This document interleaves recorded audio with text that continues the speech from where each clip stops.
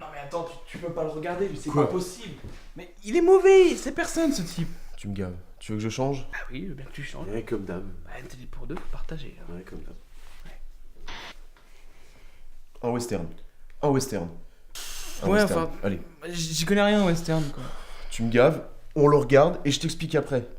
Pas le Ouais, choix. Si tu veux.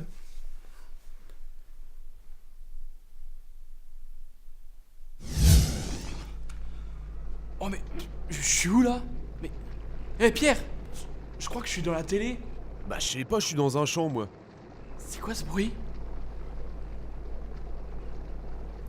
Y'a des cow-boys qui arrivent, Pierre? Eh mec, je crois que t'as atterri dans un western. Western, mais y a pas d'Indien. Mais y a pas d'Indien, t'as dû tomber dans un western spaghetti. Un western de pâtes? Ah mais tu te fous de moi là? Attends, je vais t'expliquer. Bah, tu peux changer de chaîne s'il te plaît parce que là ils arrivent et j'ai pas envie de me faire écraser là.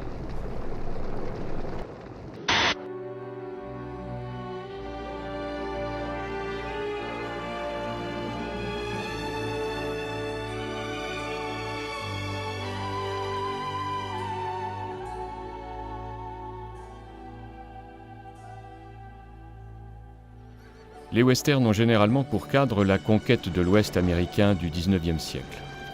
C'est un genre qui joue sur des mythes et des personnages historiques comme Jesse James, la lutte contre les Indiens ou encore l'avenue du chemin de fer, synonyme de civilisation dans un environnement sauvage. Chevauchés dans les grands espaces, bagarres en saloon ou attaques de diligence font ainsi le bonheur des spectateurs. Le vol du Grand Rapide d'Edwin Stanton Porter de 1903 est ainsi reconnu comme étant le premier western. Si de nombreux westerns sont déjà tournés durant le cinéma muet, c'est John Ford qui instaurera véritablement le genre avec La Chevauchée fantastique en 1939. Le western américain prend parti et justifie la conquête de l'Ouest. Les héros des films sont alors généralement des cow-boys courageux qui survivent dans les grands espaces de l'Ouest en rendant une justice expéditive pour se venger, protéger leur bétail ou leur amour. Le droit à la liberté comme fondement du mythe américain est cependant de plus en plus compromis dans les westerns des années de 1950. Les années d'après-guerre sont en effet marquées par une vision du monde plus sombre. La société américaine questionne la violence de la conquête de l'Ouest. Les westerns mettent alors en scène des héros complexes et plus tiraillés, jusqu'à épuisement du genre dans les années 1960.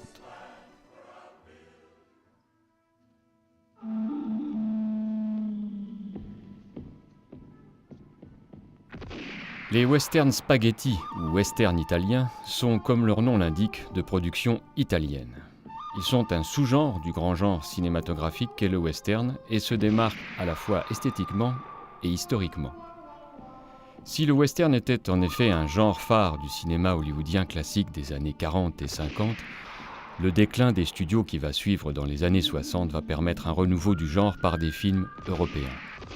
Ce sont notamment les westerns italiens qui vont avoir une reconnaissance internationale en redéfinissant les codes esthétiques et narratifs, tout en s'inspirant des westerns classiques. Les protagonistes sont dorénavant sales, mal rasés, transpirants et surtout attirés par l'appât du gain. Les frontières entre héros et méchants sont ainsi consommées pour aboutir à un type de western cynique empruntant à la fois aux westerns des années 1950 et aux comédies italiennes. Il n'y a plus d'Indiens, de bétail ni de bisons, mais on retrouve les grands espaces dans lesquels les protagonistes partent en quête de récompense ou de vengeance. La vision de l'Amérique est ainsi mise à mal par l'égocentrisme des protagonistes et un goût pour la violence souvent exacerbée. une nouvelle esthétique est mise en place. Elle culminera avec la collaboration du réalisateur Sergio Leone et du compositeur Ennio Morricone. Bon bah voilà. Tu comprends mieux maintenant pourquoi t'as pas vu d'Indien ? Ouais, ça a l'air bien cool comme genre. Et en fait, Leone et Morricone, c'était les meilleurs. Carrément. Ils ont fait 8 films ensemble, dont 7 westerns. Ça va ? Je vous dérange pas ? Mais c'est qui parle? On s'en fout. Mon nom est personne. Et tu sers à quoi ? C'est moi qui vais vous montrer ce que c'est qu'un western spaghetti. Eh ben, si c'est comme ça, moi je vais m'asseoir.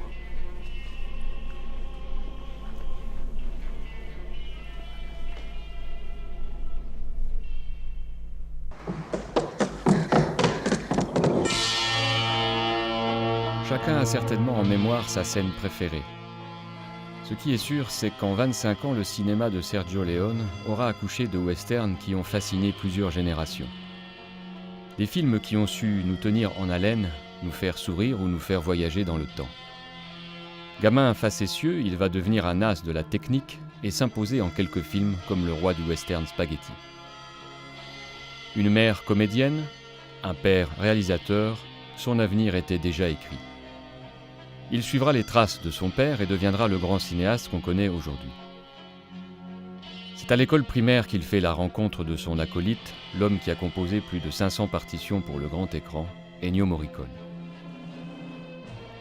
Les deux génies italiens se perdent de vue durant leur jeunesse, sans doute pour mieux se retrouver 20 ans plus tard, pour la collaboration d'une poignée de dollars, film qui marque le début du duo Leone-Morricone, reconnu à travers le monde. Pourquoi t'as changé? Ouais non, il est vraiment pas terrible le docu. Ouais, mais là, ça commence à devenir intéressant, quoi. Attends, zappe pas! Voici Almeria, en Espagne, et ses paysages stupéfiants. C'est ici que Sergio Leone a décidé de tourner ses westerns. Petit budget mais passionné, Sergio Leone va recréer entièrement une ville du Far West, grâce à l'aide de Carlo Simi.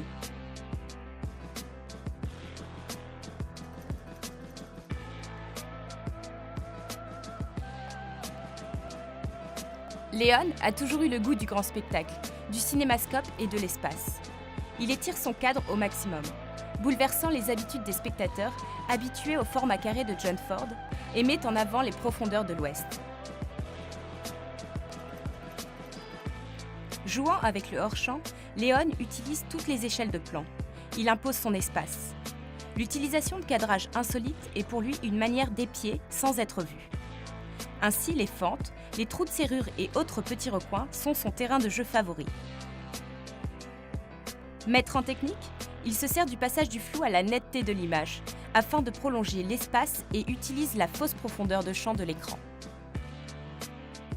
En 1964, avec pour une poignée de dollars, il nous expose sa vision du western et 4 ans plus tard, Il était une fois dans l'Ouest nous arrive comme la partition enfin achevée de cet Einstein du 7e art.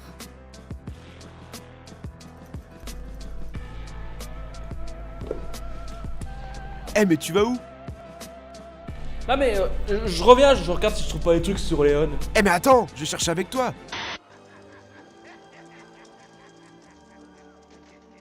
Chez Leone, on veut faire vraiment très couleur locale en utilisant des paysages qui font très ouest américain.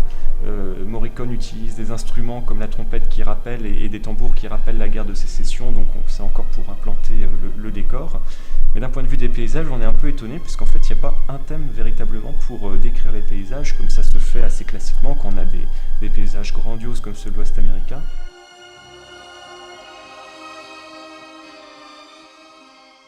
Là, Morricone, il s'inscrit réellement en rupture. Il ne compose pas un thème particulier pour les paysages. Il va réutiliser le thème principal du film qu'on entend au point de vue du générique, et là, on se retrouve totalement dans le leitmotiv.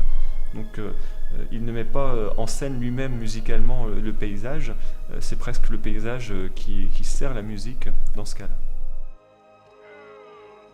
Eh Pierre, vas-y, mets la 8, y'a un mec qui va parler d'un film de Leone. Sergio Leone nous revient avec un film déjà controversé, Western Spaghetti pour les uns, chef-d'œuvre pour les autres. Nous recevons ce soir Karim Morel, jeune cinéaste et cinéphile averti qui a vu le film et qui va nous en parler. Bonsoir Karim. Bonsoir. Alors votre premières sensations après ce film ? J'ai jamais vu une technique aussi maîtrisée. Il y a des très gros plans sur les fusils, et il y a des très gros plans aussi sur les yeux. Et c'est vrai que ça peut choquer. Ça peut choquer parce que dans le cinéma américain, il y a très peu qui l'utilisent autant, qui utilisent autant cette manière de raconter son histoire en faisant des très gros plans sur un visage buriné, des très gros plans sur simplement un colt. Mais l'avantage de faire ces très gros plans, c'est de montrer que d'un point de vue historique, et au niveau des détails, par exemple, que Sergio Leone était très réaliste. Il utilise les vrais revolvers de l'époque. Il utilise les vrais costumes de l'époque. Merci Karim, on vous sent vous-même extrêmement pris, extrêmement dans le rythme de cette grande maîtrise, de cette virtuosité. Vos gestes d'ailleurs sont éloquents. Je vous remercie. Ce journal est maintenant terminé. Je vous souhaite une très bonne soirée. Au revoir. Tiens, regarde. Écoute ce type. Il n'y a pas que les images qui comptent dans le western spaghetti. Le silence... alors il introduit une scène de duel par une musique qui démarre relativement piano, assez basse, qui ne fait qu'augmenter. Et puis quand on est un peu au paroxysme du suspense, il va couper la musique. Et là on a une phase de silence avec une tension qui a été amenée par la musique. Et puis éventuellement il va reprendre la musique tant que le duel n'a pas commencé.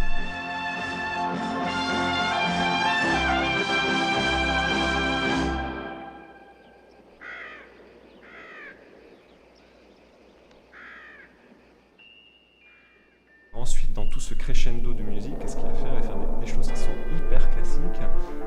C'est d'utiliser une timbale, un roulement de timbale qui part pianissimo et puis qui augmente forte, avec l'utilisation de percussions principalement pour faire augmenter la tension. Notamment, alors quelque chose qui est vraiment très ancré maintenant dans la philosophie même de la musique de western, c'est l'utilisation de cloches tubulaires qui rappellent le son d'une cloche d'église tout simplement. Donc à la fin de cette montée de timbale, de ce roulement, on a une cloche tubulaire qui rappelle un peu l'église et la mort. En fait, c'est un peu le glas qui sonne pour ces héros qui sont portés à l'écran.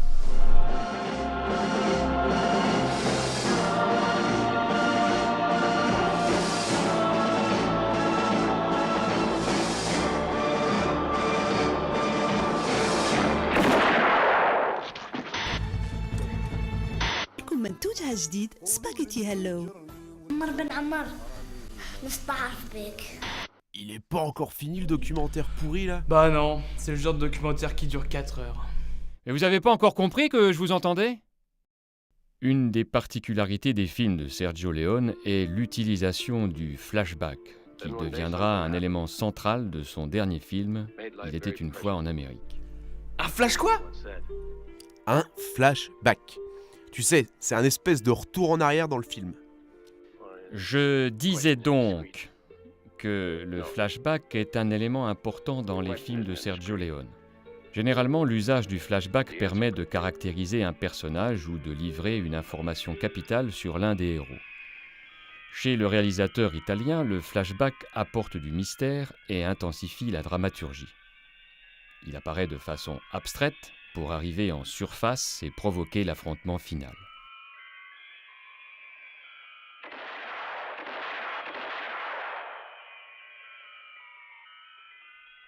Pour mieux comprendre, je vais vous montrer un des nombreux flashbacks très célèbres de Sergio Leone. T'aurais quand même pu souligner le fait que tous les films de Leone sont des sortes de flashbacks. Parce qu'ils se déroulent dans le passé, et c'est pas un hasard s'il a écrit 3 films qui commencent par « Il était une fois ». Bon, reprenons. Dans Il était une fois dans l'Ouest, Sergio Leone utilise un flashback espacé qui représente le secret de l'homme à l'harmonica. Il ne sera dévoilé qu'à la fin de longues séquences, tournées au ralenti avec une focale totalement floue, qui va s'ajuster progressivement pour nous dévoiler le personnage interprété par Henry Fonda.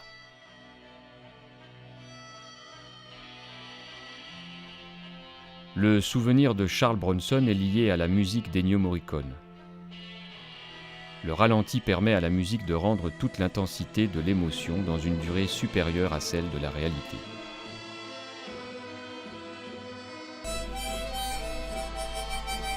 Stop! Arrête-moi cette torture! Et écoutons plutôt ce chef-d'œuvre de Morricone.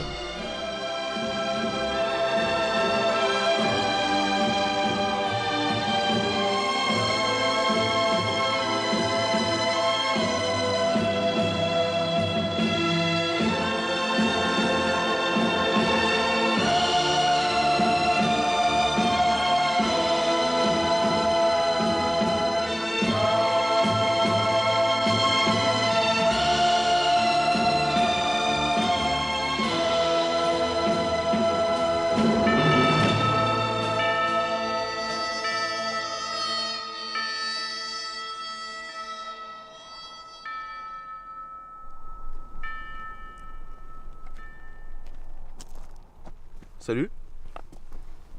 Et t'es qui? Tu me lâches un peu de pâte? J'ai trop la dalle.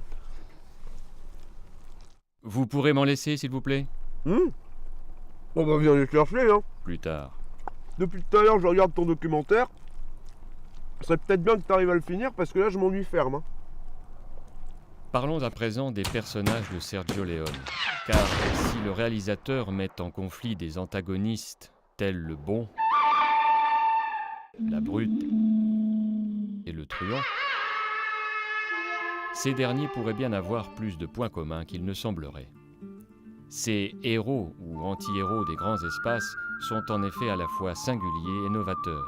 Chaque détail a ici sa place dans la caractérisation des personnages. Clint Eastwood se démarque ainsi dans la trilogie du dollar par son poncho et son cigare face à un Lee Van Cleef plus raffiné et au costume noir. Ennio Morricone souligne quant à lui les personnalités de ces mercenaires de l'Ouest par ses thèmes musicaux récurrents ou leitmotiv qui résonnent avec l'arrivée des personnages. Il y a un thème par personnage. Si on prend l'exemple du bon, la brute et le truand, Clint Eastwood a ce thème très connu, la, ré, la, mi, fa, ré.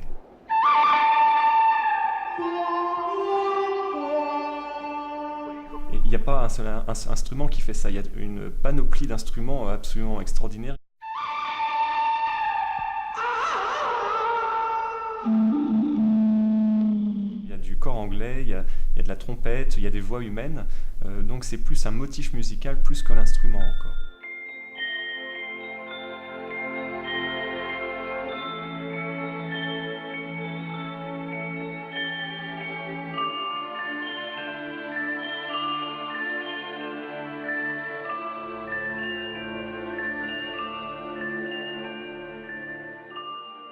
L'instrument, quelque part, c'est un acteur.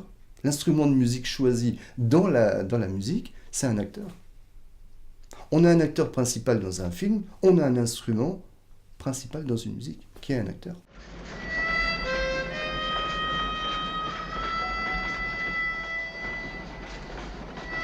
Ce qu'il a de différent des autres compositeurs, c'est le choix de l'instrument. Quand il utilise des instruments comme l'harmonica, ou il n'y a pas de doute, c'est l'harmonica, c'est l'instrument chaud, c'est quelque chose qui se passe souvent dans les westerns, quand on veut représenter le personnage ou le côté un petit peu mystérieux ou surprenant, ça va être l'harmonica, ça va être les cordes, ça va être quelque chose comme ça. Donc il a cet instrument un peu propre à lui, quoi.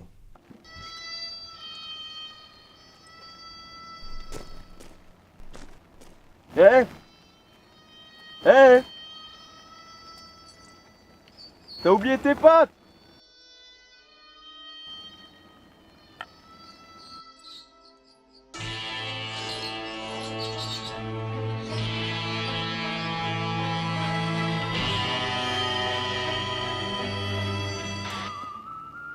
Non mais faut pas se gêner surtout.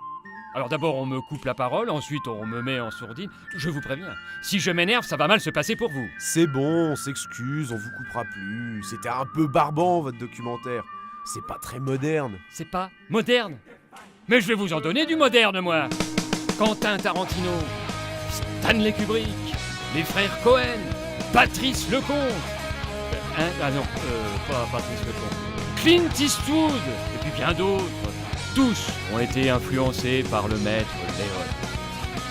Jazzy, Hayam, Mireille Mathieu, la musique. Qu'est-ce qui peut être lourd? Bon, on regarde quoi maintenant?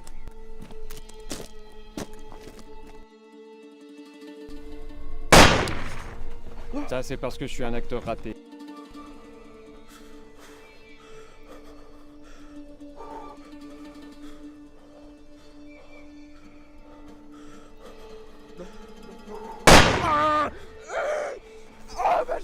Ça, c'est pour m'avoir coupé la parole. Et ça, c'est pour les spaghettis.